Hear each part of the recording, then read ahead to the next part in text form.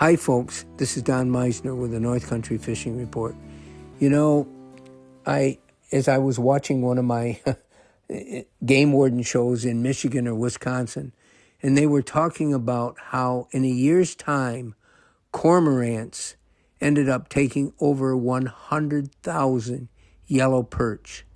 And this was far more than the fishermen even took. And I think a lot of times we don't realize what these predators that we see around us when we're fishing really can do to the fishing population. You know, you think of some of the things that we have, and avid fishermen in our area absolutely hate cormorants. They want to kill everyone they see because they know how impressive their take can be of fish.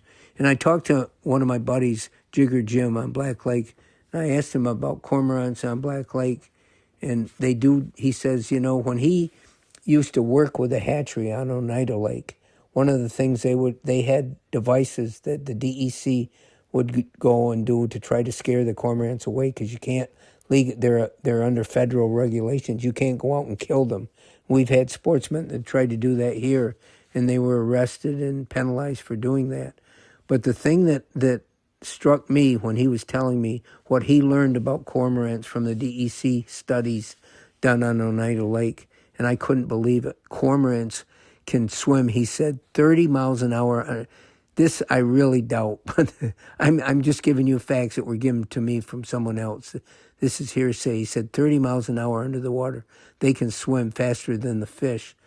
And, well, maybe fish can swim that fast. I don't know. But this was amazing to me.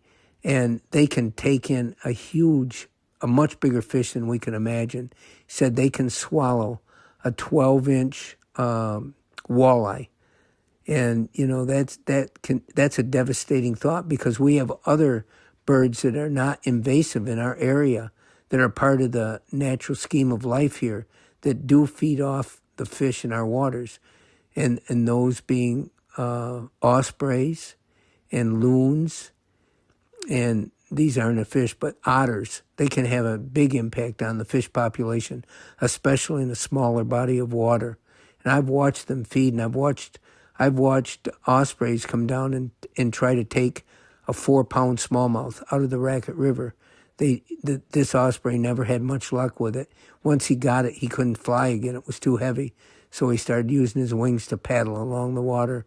But these are some of the things that the fish in our area have to deal with in surviving and keeping their populations stable. And it's very difficult to do that when you have something like cormorants. And you think of all the other scourges that they have, disease and the things that these fish have to deal with.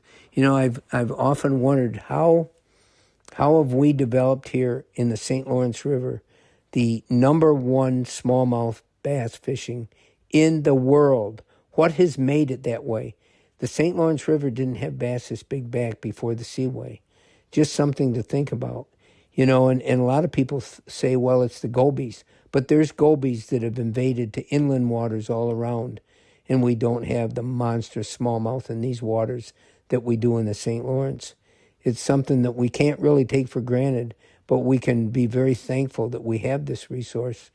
And what has made it so?